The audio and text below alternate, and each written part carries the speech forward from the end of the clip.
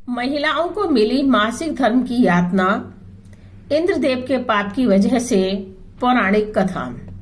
मासिक धर्म या पीरियड्स को लेकर भागवत पुराण में एक कथा है। इंद्रदेव ने खुद को ब्रह्म हत्या के पाप से बचाने के लिए अपने पाप का कुछ अंश स्त्रियों को दे दिया और स्त्रियों को मासिक धर्म यातना मिली।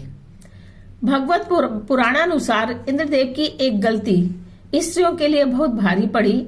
इंद्रदेव की गलती के वजह से स्त्रियों को मासिक धर्म का वरदान मिला। भागवत पुराण में लिखा है कि एक बार गुरु बृहस्पति इंद्रदेव से नाराज हो गए। असुरों ने इस मौके का फायदा उठाकर देवताओं पर आक्रमण कर दिया। राक्षसों ने देवताओं को हराकर इंद्रलोक पर कब्जा कर लिया। इंद्रदेव को मजबूरन अपना आसन छोड़ना पड़ा। वे मदद के लिए जगत गुरु ब्रह्मा जी के पास गए। ब्रह्मा जी ने इस समस्या के निवारण के लिए इंद्रदेव को किसी ब्रह्मज्ञानी की सेवा करने के लिए कहा। ब्रह्मदेव के कहे अनुसार इंद्रदेव एक ब्रह्मज्ञानी की सेवा करने लगे।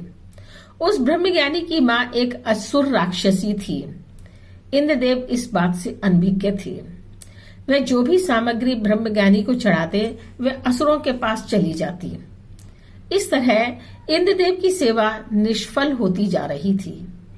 इंद्रदेव को जब इस बात का पता चला तो वे बहुत क्रोधित हुए और उन्होंने क्रोध में आकर ब्रह्मज्ञानी की हत्या कर दी। इस तरह इंद्रदेव को ब्रह्म हत्या का पाप लग गया। वे जहां भी जाते पाप राक्षस के रूप में उनका पीछा करता। थक हार कर इंद्रदेव एक फूल के अंदर समा गए और वहीं पर छिपकर भगवान विष्णु की आराधना करने लगे। 1000 साल तक तपस्या करने के बाद विष्णु भगवान इंद्रदेव से प्रसन्न हो गए।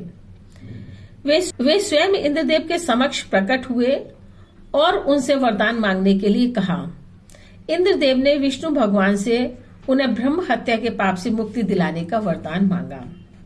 भगवान विष्णु ने कहा, अगर इस पाप को वृक्ष, जल, धरती और स्त्री में बराबर बांट दिया जाए तो आप इस पाप से मुक्त हो जाएंगे। इंद्रदेव इन चारों को मनाने की कोशिश करने लगे। चारों श्राप का कुछ कुछ हिस्सा लेने को तैयार हो गए, पर इसके बदले उन्हें इंद्रदेव ने एक एक वरदान देने का भी वायदा किया। सबसे पहले पेड़ ने इंद्रदेव के पाप का 1/4 अंश ले लिया, लेकिन उसके बदले में वरदान मांगा। वरदान के अनुसार पेड़ जब चाहे खुद को स्वयं जीवित कर सकता है। जल ने भी इंद्रदेव का पाप का एक हिस्सा ग्रहण किया और उसे वरदान मिला कि उसमें किसी भी चीज को पवित्र करने की ताकत होगी। पाप का तीसरा हिस्सा इंद्रदेव ने भूमि को दिया, जिसके बदले भूमि को वरदान मिला कि उस पर आई कोई भी चोट हमेशा भर जाएगी और उस पर पड़ने वाली चोट का कोई असर नहीं होगा। अंत में स्त्री ने भी इंद्रदेव के पाप का 1/4 हिस्सा ग्रहण किया। पाप का अंतिम हिस्सा स्त्रियों को मासिक धर्म चक्र या अवधि के रूप में मिला था, लेकिन वरदान के रूप में उन्हें अपने अंदर एक नया जीवन सहन करने और पुरुषों से श्रेष्ठ होने का आशीर्वाद मिला। इस तरह हर महीने स्त्रियों को मासिक धर्म होता है और इस अवधि में वह देवताओं की पूजा नहीं करती हैं।